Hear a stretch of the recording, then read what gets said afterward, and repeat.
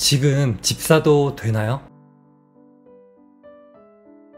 지금 집 사도 되냐는 질문 정말 많이 받습니다. 어쩌면 모든 부동산 질문 중에 가장 많이 받는 질문 중에 하나일 거예요. 저도 이 고민을 15년 전에는 매일같이 했었어요. 여러분도 아마 지금 이런 생각을 많이 할 겁니다. 현재 유주택자이신 분들도 현재 가지고 있는 집을 매수하기 전에 이런 고민을 정말 많이 하셨을 거예요. 근데 지금 생각해보면 어떤가요? 좀 기다렸다 살걸, 좀 더 일찍 살걸, 이럴 수도 있는 반면 더 많은 후회를 하는 부분이 뭐냐면 그때 조금 더 좋은 걸 살걸, 이런 아쉬움이 더 크다는 겁니다. 내가 지금 어떤 고민을 하고 있느냐는 먼저 해본 사람들도 똑같은 고민을 했다는 거예요. 여러분이 지금 처음 내 집 마련을 하는 거라면 이미 해본 사람들한테 한번 물어보세요. 한 명 말고 여러 명한테 물어보세요. 많은 분들이 전세로만 계속 살다가 집값이 너무 비싸다, 조금만 더 기다리면 떨어질 것 같다, 이렇게 생각하면서 몇 년을 보내왔습니다. 그런데 결과는 어떻게 되었나요? 전세는 계속 오르고 집값은 더 오르고 결국 몇 년 후에 같은 아파트를 보러 갔을 때는 아예 엄두도 못 내는 가격이 되어 있는 거예요. 그분들이 하는 후회는 바로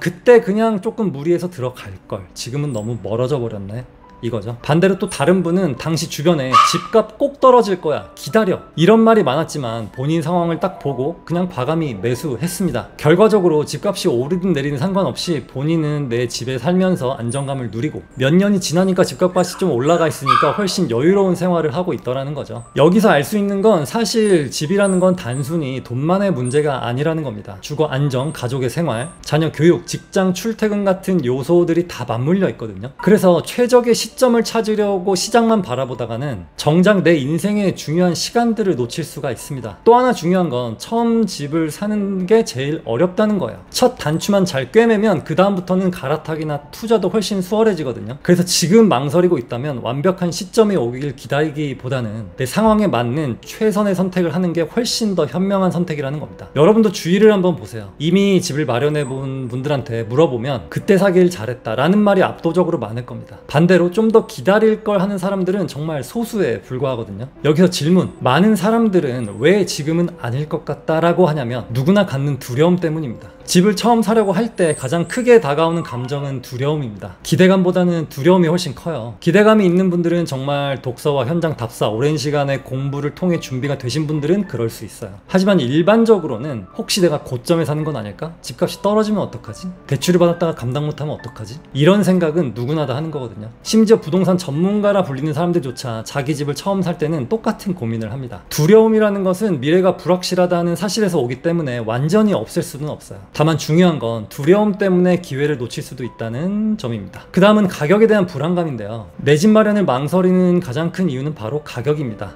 너무 비싸다, 지금 사면 손해볼 것 같다. 하지만 되짚어보면 집값은 언제나 비싸 보였습니다. 10년 전에도 20년 전에도 사람들이 똑같은 말을 했어요. 그리고 시간이 지나 되돌아보면 그때가 가장 쌀 때였다는 것을 깨닫곤 합니다. 가격은 언제나 부담스러울 수밖에 없거든요. 근데 중요한 건 지금 내가 감당할 수 있는 수준에서 가장 좋은 선택을 하느냐, 그거지 절대적인 가격이 아니라는 겁니다. 세 번째는 대출에 대한 거부감 플러스 전세에서 느끼는 편안함입니다. 많은 분들이 빚을 지는 건 불안하다라는 이유로 집 사기를 미룹니다. 물론 무리한 대출은 위험하지만 대출을 전혀 쓰지 않고 집을 산다는 것은 현실적으로 거의 불가능하거든요. 잘 관리된 대출은 레버리지라는 강력한 도구가 됩니다. 일정 부분의 이자를 지불하면서도 시간이 지남에 따라 내 집의 가치는 상승하고 자산은 더 불어나게 될 거예요. 중요한 것은 대출 자체가 아니라 내가 감당할 수 있는 범위에서 대출을 받느냐, 이것이 되겠습니다. 여기서 많은 분들이 놓치는 게 하나 있는데요. 전세도 결국 비용이라는 점이에요. 우리는 전세를 내 돈 그대로 줬다가 그대로 돌려받는 것이라고 생각하기 쉽지만 실제로는 그렇지가 않습니다. 전세보증금을 은행에 넣어두었을 때 받을 수 있는 이자 수익을 포기한 돈이고요. 집주인에게는 사실상 무이자로 거액을 빌려주는 셈입니다. 예를 들어 전세금 5억을 맡겼다고 해볼게요. 은행 금리가 연 2%라고 한다면 내가 포기한 이자는 연 1,000만 원이 되겠습니다. 2년 계약이라면 2,000만 원을 낸 셈이죠.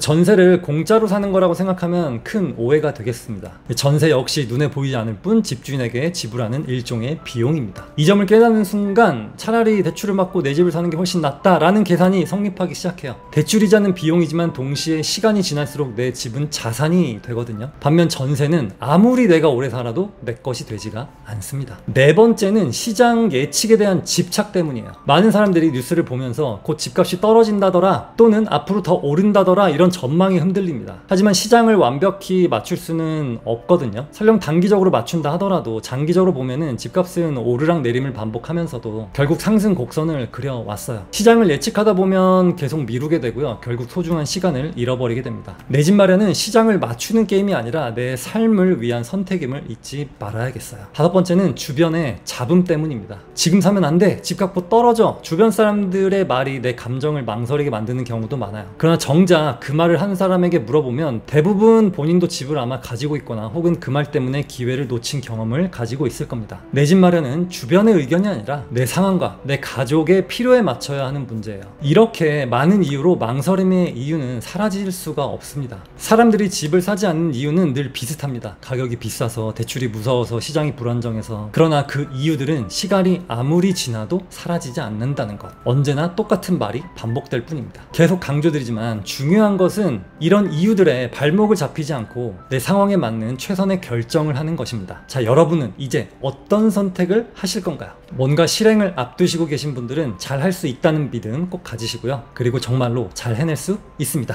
오늘은 여기까지. 감사합니다.